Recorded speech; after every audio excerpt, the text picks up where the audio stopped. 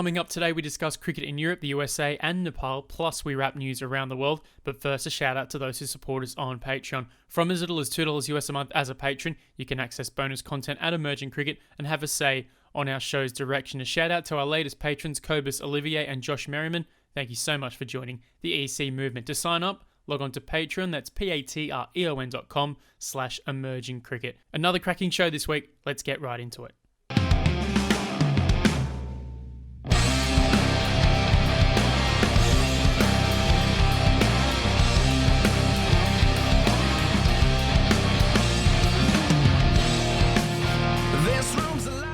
Hello and welcome again to the Emerging Cricket Podcast online and on Sport FM in Perth.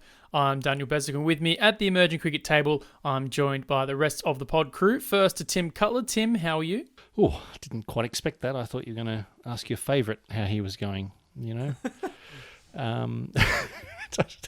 You just gave me a dirty look. If only people could see this. I'm okay. Life carries on. About to be moving, I guess by the time people are seeing this, I'll have moved into new digs. Now, moving house, that's got to be... There's got to be someone in the world, someone somewhere that finds moving one of the most exciting processes possible. I'm not one of them. It's not me either, I'll tell you that for free. Yeah, once you're hearing this in internet land, it'll all be okay. So I'm okay. The weather's definitely turned up here. The humidity's back, and it's started to rain up here. So Brisbane needs it, but from an insurance point of view, we don't need any hail. So stay away. Yeah, the whole eastern seaboard absolutely copped it. Yes, well, that would have been great for you. All the prep work that you'd done from the BBL stats to have everyone ready to go, and then. We got through the first game. That was a positive. I was able to kind of get any early season nerves out of the way. Got the first game done. Went off pretty much without a hitch. Pretty happy with how that all went. And then the rain came down. Do you warm up beforehand? Like you're doing stretch? Are you stretching your kind of your stats pencil and stuff? Like you know, when Lisa Sthalekar looks over to you and says, "I need Sammy Joe Johnson's numbers opening up bowling into the northeast." Breeze, and you're just ready to go? I had a really good stat for Sammy Joe Johnson, actually, that never got used. So I think I might just drop it here now. She's the only player to play more than 3 games at North Sydney Oval and have a bowling economy under a run a ball. That's quite big considering how small North Sydney Oval really is. But to answer your question, yeah, I mean, I get there probably 2 hours before the first ball for the first game, and I just make sure that everything's all set up. A bit like, your kit bag when you rock up and you've got your own spot in the dressing room. Just have all your stuff set up, make sure it's in the right spot. Got your pen there, got your scoring sheet there, yep, got the laptop there, got the monitor there with all the different things to look at. And then you just kind of just acquaint yourself, just ask a couple of questions, get everything out of the way early, and then, yeah, bam, you're in. And sometimes when things are going crazy, an innings of T20 cricket feels like it went for about 5 minutes. And you're sweating and you're all tight in the chest, but you get through it. It's all good. God, you're a nerd, aren't you? Oh, it's a big deal, Oh, look, I just like it. It's like, it's exciting. So you are working for Channel 7. You've made the big move from Fox Sports over to 7. Tell us about that. Well, not necessarily. I'm still with Fox. Sort of on a loan deal? Yeah, so I'm currently helping out both Fox and 7 at the moment. So on a weekend, Saturday, Sunday, it's all 7, and I do prep with 7. And then with the IPL, I'm still doing ball by ball stats for the website and the app on Fox. So yeah, so still have games in the middle of the night. And then adjusting from night shift to day shift has been a bit of a struggle. But in the middle of COVID, trying to make as much money as I can after all that little work that we had at the start of the year. We should probably speak to Nick now, shouldn't we? No, I'm very interested in seeing, behind the scenes. How are you, Nicholas? Copernicus Cricket on Twitter. I feel like we're on a date, and he's like one of our cousins that's had to come along because he carries his passport and wears a bike helmet everywhere. Well, I do carry my Canadian passport when we go on tour, so. Just in case the Canadians need some help, and they need quite a bit of help a lot of the time. Everyone listening is like, they haven't got a guest again this week, have they? Nope. Yes, I'm very well. Can happily inform the podcast community that there is a wealth of cricket and cricket news to talk about from all over the world this week. The wheels are starting to turn again. We've got Scotland and Ireland announced. The women's teams playing against each other in Lamanga coming up. A facility, Nick, you've pointed out, great for winter cricket. That sort of Mediterranean climate almost all year round can host cricket, and in this case, international cricket. And just looking forward to that particular series, not for about 3 weeks away, but just looking at it, Ireland will be missing several players for that, with a lot of them actually playing Southern Hemisphere summer cricket in Australia particularly. There's a host of players that we'll talk about in a second. So a good opportunity for some Irish talent. But Nick, you'd probably say that Scotland on paper might have the edge? It's a bit funny to sort of say it this way, but I think they are probably the favourites. They've got their big guns, obviously the Bryce sisters, and Ireland are missing Mary Waldron, Lara Maritz, Emma Richardson, Una Raymond Hoey, and Kim Garth, who obviously has nailed her colours to the Australian mast recently, which is together a pretty fair chunk of their top order, as well as Garth being a very handy bowler. So, yeah, as you say, it would be an interesting test of depth, seeing how some of the younger players go. But we know a lot of the time in women's cricket, they are often reliant on a few big names, and when they're missing, the whole team struggles to make up the gap. And I think looking at on the Scotland side of things, we saw how dominant the Bryce sisters were in the Rachel Hayhoe Flint Trophy, with Sarah topping or nearly topping the run charts, and Catherine topping the wicket tally as well after the regular rounds. Obviously, looking back to the last time these two countries played national team cricket for the women, which is almost a year ago at the World Cup qualifiers for the T20 World Cup, which is it's hard to imagine, being not a professional but a national team player and not turning out for almost a year. But looking back at that, obviously the Bryce sisters were very important for Scotland there, the top 2 run scorers for the Scots, and Catherine obviously the most wickets as well. So it's, as I said, hard to overstate how important they are. You made a good point about Mary Waldron being a big loss behind the stumps for Ireland as well, and the fact that they don't have that top class wicketkeeper is going to make it even harder to take wickets as well. So I think Scotland probably favourites. You mentioned Kim Garth. The colours have been nailed to the mast, as you said. I haven't seen her name mentioned in WBBL, Bez. Any insight there? Yeah, to my knowledge, she hasn't got a team.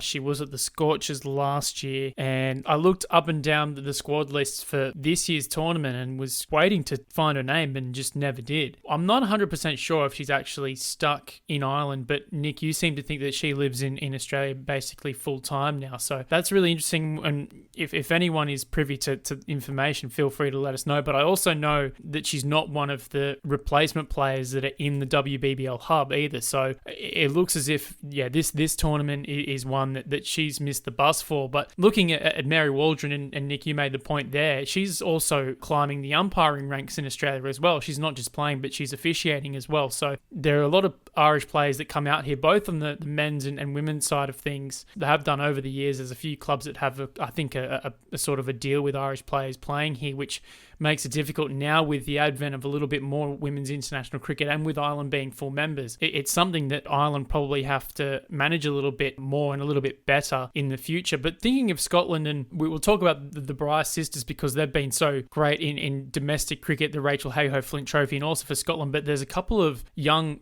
Scottish players coming through. 2 spinners, Catherine Fraser and Taha Maksud. Maksud's a leg spinner and Fraser is an off spinner, and they're both highly touted. I've watched Maksud bowl a little bit, and the flight that she has in her leg spin is very, very tricky to play from a batting perspective. So a good opportunity for a number of young players, and that Lamanga, it's a Rachel Hayhoe Flint Oval as well. We talked about the Hayhoe Flint Trophy, but the ground's also named after Rachel Hayhoe Flint, quite a custodian in the women's game. So we'll see plenty of action, and again, a great opportunity for some of the young Irish players to stake their claim for future spots.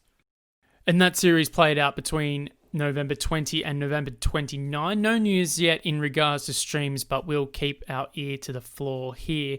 Elsewhere in Europe, we've seen the posting of the Dutch women's coach.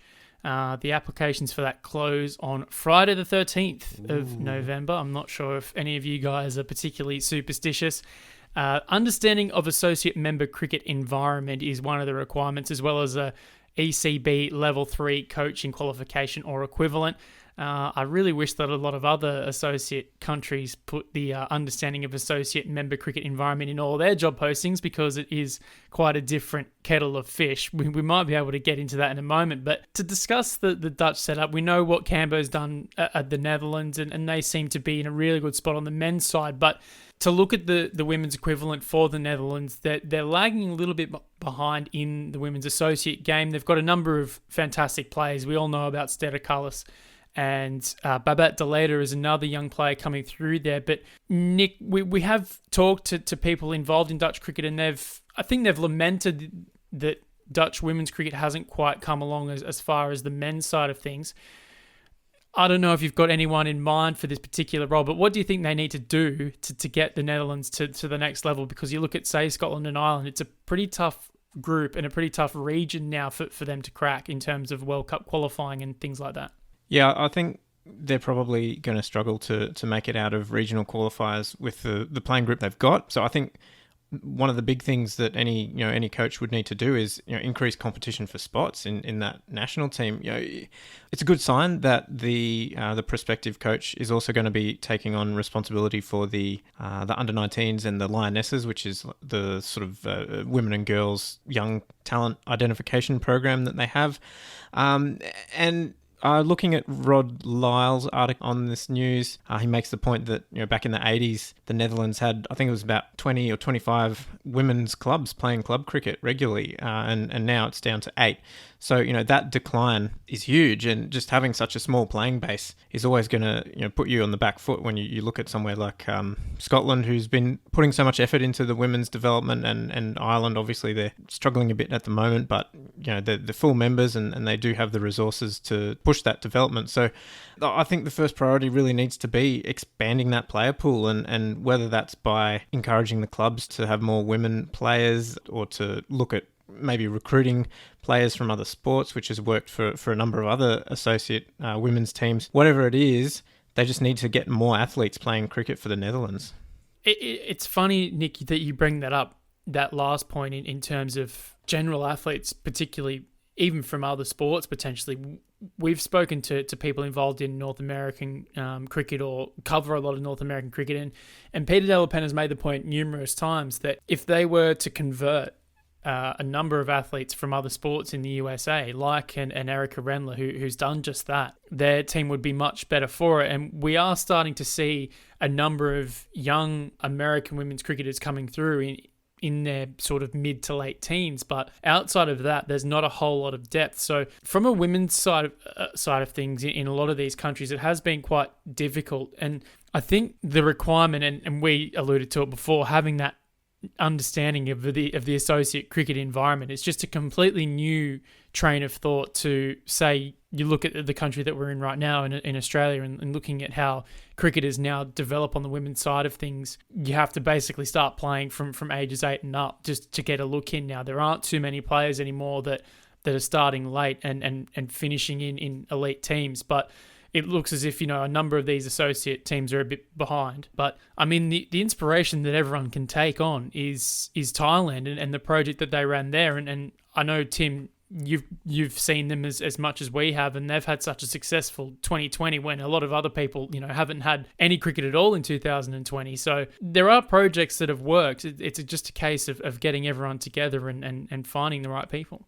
Absolutely. And I think the challenge that comes to mind, though, as you're talking about Thailand, that example, or the Netherlands, is that where we've seen successful programs, it's where they've really been able to corral that national team and work with them extensively and all together all the time.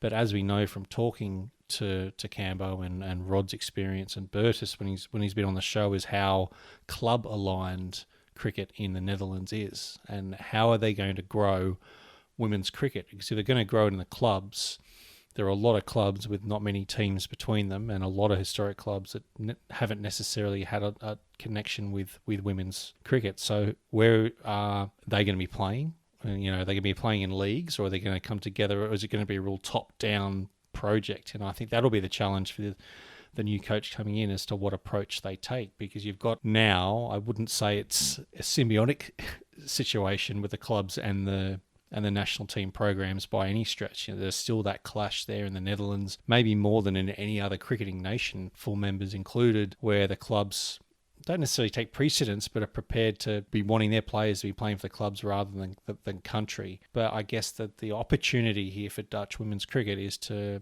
really change the conversation there and make it a sort of a Dutch first team, and the clubs that want to be part of that. So that's going to be exciting to see. If they're able to work together all the time and build those skills up quickly, and like we've seen with Thailand being able to convert softballers across, famous story, and that's a great example for others to take. But how they integrate that into the Dutch cricketing system, because you want it to become part of Dutch cricket. But I guess in some sense you don't want it to be like Dutch cricket has always been, because we'd be saying let's replicate what's made it a mainstream sport, which, unfortunately, despite how successful the Netherlands are in global cricket, especially associate cricket, but, they've done pretty well in T20 World Cups as well, it hasn't got broken in the mainstream. So I guess here's that chance from a women's cricket point of view. Well, we did bring up the USA, and there's been some news from that part of the world where they've recruited 2 youth coaches for both the men's and women's side of things. Kevin Darlington, who was already involved in the men's senior team, will take on coaching the USA men's under-19 team. And then Asif Mushtaba has been appointed as the women's youth coach. This has been the start of, one of the new early movements in Project 2030. Looking at that timeline, a lot of these players that will be taken under the wings here, under Mushtaba and Darlington, will be around the USA national team come that time. So it's very much a look to the future and a look to their ambitious plans that we did talk about last week. From a budgetary standpoint, Tim, how do you see this playing out? Because if they're putting a lot of money into the youth here, we know that they're one of few countries from a senior point of view to have central contract systems, but they also had to restrict them a little bit in the wake of COVID. How are they affording all of this?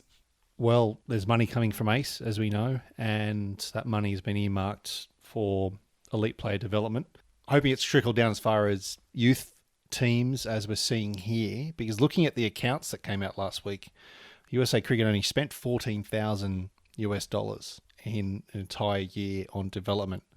And that's with a budget with 7 figures, starting with a 4, and seeing with the amount of money coming, i.e. over 2 million, USA being, as far as I'm aware, the highest funded associate, bar perhaps the Netherlands, who would be getting the money from Cricket World Cup Super League, which is pretty amazing considering where the USA came from, suspension, and we know that they've had special investment into them. But for the conversation last week about how they're going to get there and the fear of them turning into a franchise tournament and event rather than a national governing body, I just hope that there's some realignment with investment. It's good to see Richard Doan's name announcing these appointments as well on the press release. Former high performance manager of the ICC there for, I think it was 11 years. Behind the scenes working with a lot of associates, especially in the high performance programs behind the likes of Afghanistan and Ireland.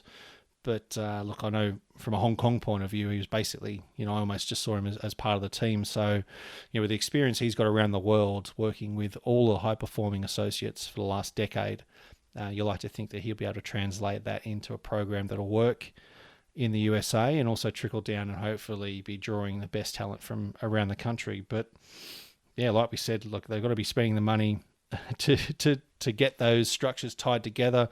We know there's a lot of private academies, there's a lot of cricket already going out there, so it's not like they need to be employing development officers out there, but there definitely needs to be some investment in the way that all comes together. But to hear you pronounce his name, it just shows just how old I am. To me, Asif Mushtaba is the guy who hit Steve Waugh for 6 at Bell Reeve in the 92-93 World Series cricket match to tie off the last game, which I didn't know he played for Pakistan as much as he did until I saw the press release. But that's what I remember. One of Steve Waugh's sort of trademark slower balls, last ball of the game, trying to trick him. Waist high full toss. That'll trick him. And then I think it into the gates that day. But yeah, great little piece there from Nate Hayes, their North Carolina USA correspondent for EC, talking to 2 different board members about those those announcements. So it's good to look a little bit insight there, and it's also good to see guys that are a part of the system and have been there for a number of years as well, rather than just bringing in overseas talent. I know people will be saying, "Oh, we want Americans, we want America," but these are coaches that have been there and understand the system, and that's a good start. Yeah, good. Nice to bring up Richard Doan, who's obviously one of the favourites of the podcast for his tireless work with associate cricket, and an acolyte of Bob Woolmer, really, in terms of when he entered the ICC and a lot of the work he was doing. Yeah, I think you're right about the fact that these guys are locals and that they have a good local knowledge. Obviously, yeah, Julia Price as the head coach for the women's team. She's very much on a sort of fly-in, fly-out basis, whereas having Mujtaba there as an assistant coach for the women's senior team, as well as the head coach for the youth program, I think will be very helpful for Price in terms of having a bit more local knowledge. Obviously, Mujtaba's been there for, I think it's about 10 years, living in Texas and Darlington, similar amount of time or more, actually. I think he played for the USA in one of the qualifiers about 10 years ago. Obviously, he's been there for a while as well. So the fact that they know what they're talking about and that they've been around the system is invaluable, and goes back to that point we were making a bit earlier about the Netherlands women's coach.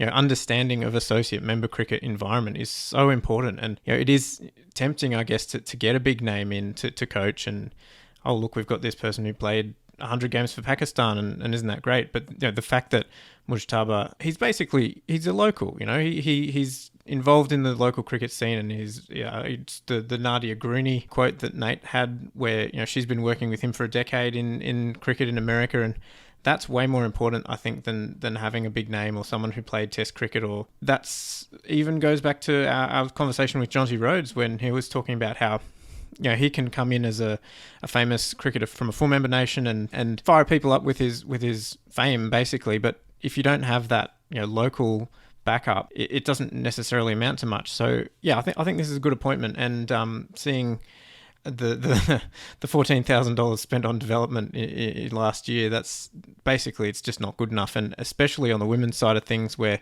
the numbers, I think it's around 200 registered players, which when you look at the amount of men playing cricket in America, which, I mean, estimates vary, but it's definitely in the thousands, probably in the tens of thousands. It's just completely, it boggles the mind, really, that they have so few women playing the game. And you mentioned Erica Rendler there as a success story in converting athletes, Bez.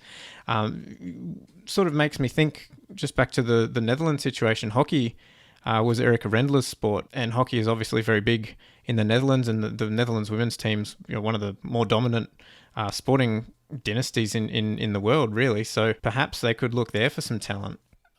I'm just thinking, we've talked about the Netherlands and looking for a coach with associate experience. We've talked about the USA and people already involved in USA cricket there being given different roles. A role that has gone a little bit quiet, at least in the recruitment phase, has been the Nepal men's national team coach. It's something that I just can't quite get my head around. The idea that coach needs to be involved, or once before involved in a high-end full member as one of their prerequisites for that job. And I'm thinking, just looking at some of the coaches who have dominated or done really well in these situations, have already had this understanding of associate cricket, and now all of a sudden they want just a special person to come straight from full member cricket and bring all the experience for full member cricket into an associate cricket location and area of expertise. It doesn't really make any sense, because I think there are things that aren't applicable to the associate game in comparison to the full member game. But you look at the coaches who have succeeded at the associate level, and a number of them already had experience at associate level. To look at, say, Prabhuda Dassanayake, who, okay, yes, he's Sri Lankan, but he's had a lot of success in associate cricket even before he took on the role in Nepal. He was brought in because of that associate experience. I'm not sure why they're not looking for that yet again. Dassanayake could even be available to take on that role once more if he wanted to do it. I'm just a little bit worried that I think a number of associate countries out there actually are looking for things that they don't necessarily need, and would probably save a bit of money as well if they were to recruit someone who has experience in the associate game and not necessarily look for that golden arm full member identity to take them forward. And Tim, we looked at the recruitment policy for a number of the other roles in Nepal, and a lot of them were exclusive to Nepali nationals. Now, if they're going to try and move the Cricket Association of Nepal into a new phase of development and experience, I feel like they need to bring in someone from outside of Nepal, because you look at a number of administrators and, oh, fancy that, we've actually got one here on the podcast here talking about it. But you would think that that's the experience you need, someone from a field, someone from afar, rather than these people just being involved in Nepali cricket only. I feel like it's stagnating. It's only going to reach a certain point there before people realise that the progress isn't being made, because people don't have that experience of being in a board that's been involved, that runs properly and successfully and has progressed over the last 5, 10, 15, 20 years. Well, first off, geez, it's just all public service announcements on these podcasts. First, us declaring our support of a certain chair candidate, but I have to declare an interest in the, I was actually really excited with the Nepal, which ended up being a GM position, which was a CEO, but they recast as a GM. I've thrown my hat in the ring, because I thought it's got to be one of the most exciting jobs out there in world cricket. Full member cricket included, with the potential there and the fan following. And I know there's two sides to that coin. But then when I saw the ad saying, Nepalese passport basically only, was really, well, surprising, because as you said, I think, you should be casting the net as wide as you can, rather than saying, perhaps, I'll counter you. It's not a matter of needing to look for someone from outside, similar to the Netherlands putting up their job to replace the CEO, saying there needs to be someone who speaks Dutch. And, there's an element to that. Yep, you've got to be conversing with government and public and whatnot. You just think, well, wouldn't you want to cast the net as wide as possible first, and then pull it back in when you look at all the pros and cons of what everyone's got? But to the point about coaching, it's the same thing. It really does smell like, it's by committee, and I know they've reduced the board numbers of board members from the 30s down into I think it's the high teens or the early 20s. But it was one of the, again, huge. Imagine trying to make a decision in that board, and what's going to get through. It's something that ticks all those boxes, and has a degree, Nepalese, etc., and that's the problem that well, there are lots of problems holding Nepal cricket back before suspension, but I just hope they're not crippled by similar decisions like that. I'm not saying they're being crippled by this. They've got their own issues. They had their own Trump-esque error there in having a meeting in the middle of COVID and everybody being in the same room and shaking hands, and then everybody getting sick, which doesn't bode well when you're trying to make these decisions. And I know that the country's really struggling anyway there with the outbreak, but yeah, you just hope that associates look, at what the mistakes being made, or the perspective of associate cricket, and think, no, we're not going to be myopic. We're going to be broader. We're going to be bold and make some brave decisions, or at least, as we said, look at all the possible options. So, yeah, look at it from a coaching point of view. Just to think that somehow full member experience will be able to translate. You may get a lucky with a coach that has the right mix of skills, but like we've talked about a lot in the past, a lot of the stuff you might have to be doing as a coach of an associate nation, you're going to be pulling into your bag of tricks, dealing with basic skill programs, or having to double up in all other roles to cover, because that's associate cricket. You're not going to come in at a very focused top of a pyramid. You're probably going to have to be establishing that pyramid and a high performance program, and even more so in Nepal. And I know they have gone to hire, I think it was 15 jobs, everyone from some coaching staff to back office. So maybe they're all gonna fill in, and then you'll have someone looking after high performance programs. But yeah, I don't know, Bez, who would you go for? Give me your top three if you could go after any coaches in the world to coach the Nepal men's team. Well, I think they had a lot of success under Prabhu Dasanaika, so I think he's probably top of mind. And looking around, when I think about it, Tim, as you say, you do have to cast a wide net, and looking at who would be available randomly. Andy Bickle was rumoured at the start of the year, or someone thought that they recognised Andy Bickle in Nepal. He's coached PNG, so I mean... It's not the biggest known fact that is either that he has that experience, yeah. Yeah, there's a few around. And I'm just trying to think, and I'm kind of blanking because you put me on the spot here, but I'm just trying to think. I know Dab Watmore is randomly coaching Singapore if they wanted to poach a rival. Singapore did, quite well against Nepal in the recent past. So and Zimbabwe. Yeah, well, I think he's finishing up, actually. That's not the worst option. I think he's... And he's played full member cricket for a country as well. So, I mean, he fits the bill. Well, and he won a World Cup coaching a team as well, didn't he? I believe 1996. Yeah, he was coach of Sri Lanka in 1996. So there's three. I'll tell you what, I've put you on the spot, and Pubudu was like the obvious one, and who knows, because he's a bit of a hero. I don't know, what would you call him? The associate whisperer. He really is. He wins everywhere he goes. He's got a great record. I think Watmore was a good, off the top of the head, grab there. I'd totally forgotten he was in Singapore, but you'd think he'd get picked up somewhere else. He's a brilliant coach with a fantastic resume, so it's kind of strange that he's down at Singapore, but who knows what's going on there. Yeah, it's not the worst place to be, I guess, in a time like this either, but no, they did... They've done okay in the recent past, Singapore under him. But again, it's how much do you need someone that's going to be there to establish a program from day dot, or someone who can come in on the back of one. So I don't know. Look, we talk about it so often about the potential in Nepal, but that potential actually needs to be converted. And similar to the USA, with so many people playing cricket everywhere, I guess the difference in Nepal is that you could probably, pretty safe bet that every kid playing in the street wants to play for Nepal. And there's a sort of a different feel about community cricket there. But yeah, well, you did well there, Bez. We hadn't... I got a couple more if you wanted. Well, I was going to say you did quite well to turn the conversation around in Nepal. So now you might as well keep going. Some more coaches there, because I'm... You could go and look at some of the assistant coaches around the place. I mean, Namibia's been great, and Albie Morkel was in the setup there with Pierre.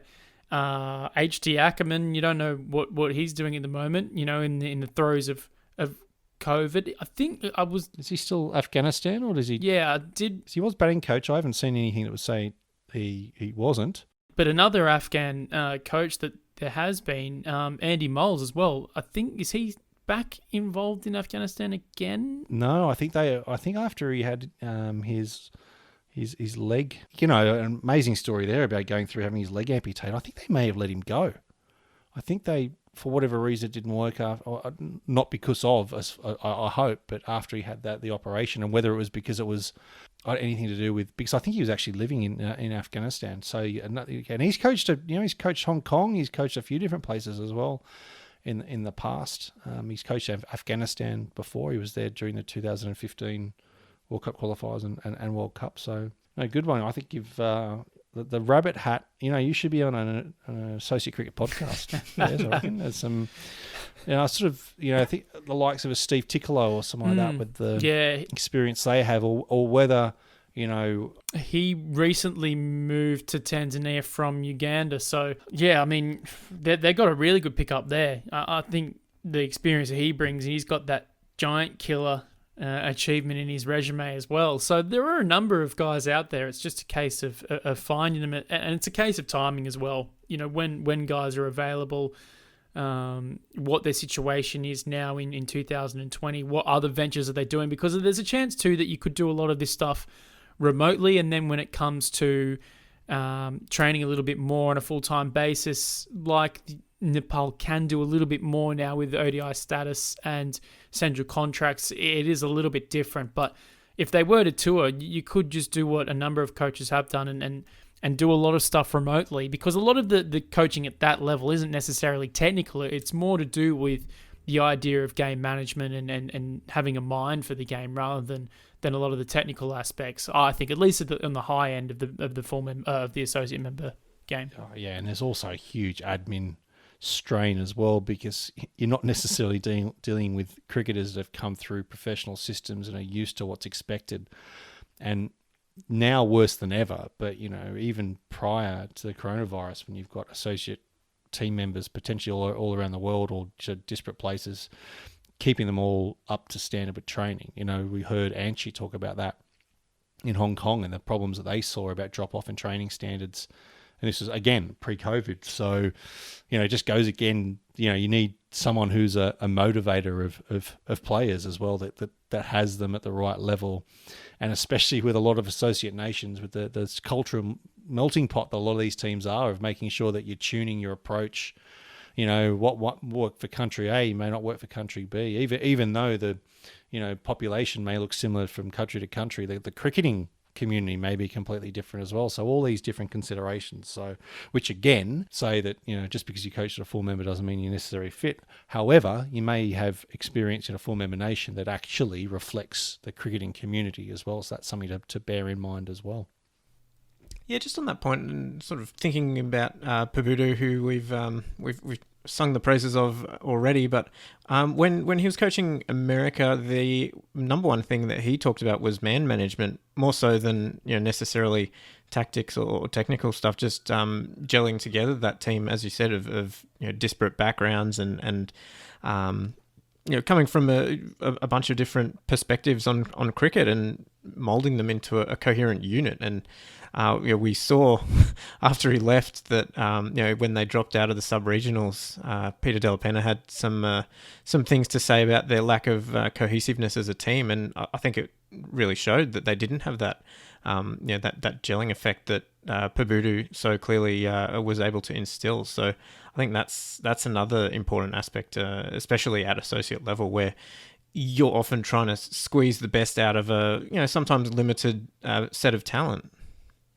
Some more admin news, and looking to Switzerland, who intend on reapplying to join the ICC as an associate member that was suspended 8 years ago. We heard a few murmurs about how all of that came to being, but now looking ahead, it looks as if things are in order. Contact with the ICC at this stage hasn't started just yet, but hearing from several people there that all the ducks are lined up in a row, as Nick aptly puts. And looking to you, Nick, it's a great opportunity. They've had some other achievements in recent years trying to get Swiss cricket up and running. We've seen a number of cricket tournaments, both on grass and on ice in Switzerland, run.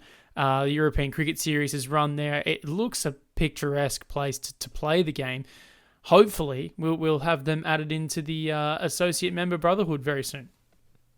Yeah, this is a good one to see them coming back to the fold after some drama with a rival governing body, which was set up. As you say, they got kicked out about 8 years ago, and some very bitter disputes going on there. And it's unfortunate, but it does seem to happen a lot in associate cricket, where even though the cricket scene's so small, a lot of the time people just can't quite get along and work together, which is a shame. But yeah, good to see them getting their paperwork assembled at the moment. And a couple of years ago they were admitted to the Swiss Olympic Association, which is basically the country's peak sporting body. So clearly they're making some strides in their home country, and obviously they've been doing a bunch of European Cricket League cricket, there with the T10 stuff, and they've got some domestic leagues going on, and obviously the Cricket on Ice project with at St Moritz, I think,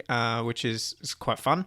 So I'm excited to see where Switzerland goes once they get into the European system. With I don't know, where do you see them going if they get to a sub-regional, perhaps by 2021 or 2022? It's an interesting question. The bat, you go, well, small expat based, not many clubs, but then, they're almost pushing 30 clubs there. And, it's tough to get the true story of what happened, but it sounded like there was a rival body that started up, and that's what spelt, well, at least it was the beginning of the end. But there's a lot of good teams in Europe now. We only saw the qualifier go down to the last ball, with Germany just missing out and Jersey going through. A lot of great work happening in Guernsey Sweden, some South African guy just moved there. But again, like this is going to be the decade now that we're coming towards the end of this decade, because it hasn't finished yet. Next decade, we're going to see the rise of German cricket, just strength in numbers. And yeah, so there's going to be a behemoth that they're coming up. I think another club was announced, as we mentioned, focused on women and girls cricket only, which is perfect because Germany needs to tie that all together as well. So yeah, I don't know, maybe mid-group in one of those sort of three groups that we saw out of the top 12 in Europe. But it's always a tough one as well, because with you got Ireland, who are there or thereabouts, not necessarily automatically qualifying for things. Scotland, I'm talking men's cricket here. Scotland, Netherlands in no particular order, and then a bit of a bank behind them of Jersey, Germany, Denmark. Guernsey take matches off Jersey as well, and they're only a small island with not a lot of players there. So it's great for European cricket, but yeah, I don't think they're getting back into this to necessarily make World Cups. It's to be back part of the global community. But geez, it's some amazing grounds there. I think the photo that's on our profile of looking back towards the mountains, you're not going to be short a selfie or an Instagram there, are you? It's true, and just remembering it at the European qualifier for the last the T20 World Cup that hasn't happened yet. I think every team won at least one game, and there were 18 teams in that competition. And you look at the hotspot areas of growth in the emerging game. Europe's definitely one of two big regions, in my opinion, that are going to see huge growth over the next 10 years. I think that sort of Southeast Asia area between the likes of Malaysia, Singapore, consistently battling it, against each other, and other parts of cricket there well and truly building, and even looking to places like the Maldives and places like that. But I think Europe, it has to be, if it's not the biggest, I know we hate the term fastest growing, but no, Burtis hates that term. We say just to be fair, and I completely understand where he's coming from, but when you look at Europe and you look at the talent and just the way that a lot of these countries in terms of their population now consist of people from all sorts of demographics, and a lot of them just happen to be from cricket playing countries, bringing the game over there. We've just seen 14-year-old for Romania debuting for his country. We're seeing records tumble in the region, and the game and the knowledge of people involved in the game being imparted on people throughout all of these respective countries. So, and you've got the advent of streaming and the European Cricket League all tying it in together. So, to be honest, I'm looking at Europe, and there is so much competition there, and Switzerland are going to have their work cut out for them. There are countries lining up at the moment to take on some of the best in that region, and some of the best associate teams in the world already are in that region. So it's going to be very difficult, but the standard of the game there, I think, is just going to rise by a lot even in the next 5 years, let alone 10 or 20. Oh, and let's not forget either that Jersey beat Oman in the World Cup qualifier. Jersey being the join between all the regions of meaning that teams can actually be compared, because there are so few teams that play outside their regions. But, really, if Germany had been smarter with the way that they played their second last game, they should have gone through instead, and beat Jersey in that last game. It just makes you think the likes of Oman have taken full member scalps and beating Ireland and have pushed other ones close, that you think, well, what a great opportunity here to grow that T20 World Cup into 4 groups of 6 or 4 groups of 5, because there's so many competitive teams out there, and especially as these regions, which is a tough one as well, because similar to, we talk about the FIFA World Cup and of how many teams go through from which regions, and how do you, it's a tough job to work out who should go through from which regions in full age cricket. The same way that we look at the under-19s as being an example of, when you take a team from each region guaranteed, you get to see the likes of Nigeria and Japan that you may not have got to see through a global qualifier. So it just make you think even more with these teams emerging, not necessarily Switzerland now, but just thinking of the Jersey example and Germany coming of, what great opportunity there is to expand the World Cup, especially in T20 cricket, to give these teams a chance. Some other news that's happening in the world of emerging cricket this week. 50-over cricket returns to Fiji for the first time in over 10 years, with the knockout stages of the Associations Cup set to feature the longer format. Group stage matches will still comprise of T20 matches. Kowloon Cricket Club and Pakistan Association of Hong Kong have claimed victory on the second weekend of the Hong Kong Premier League T20. Aizaz Khan took 1 for 26 and made an unbeaten 81 for Kowloon, while Baba Hayat top scored in Pakistan Association of Hong Kong's 5-wicket victory over United Services Recreation Club. And finally, tributes have flowed in Malaysia following the passing of long-serving player and administrator Dato Dr. Harjeet Singh this week. Dr. Harjeet led cricket in the state of Johor from 1987 and was recognised numerous times for his tireless work in the region, awarded the prestigious Anagara Khas accolade by King Tuanku Jah Arfa in 1998. Dr. Harjeet also held the deputy president post of the Malaysian Cricket Association from 1990 to 2003. That's everything in the Emerging Game this week. Make sure to subscribe to the Emerging Cricket Podcast if you haven't done so already, so you can tune in as soon as it drops every week. Pass the pod around and make sure to give us a 5-star review. If you want to support us financially, go to Patreon. That's patreon.com/Emerging Cricket, where you can support us from as little as $2 US a month. For now, on behalf of Nick Skinner, Tim Cutler, and myself, Daniel Beswick, see you next week.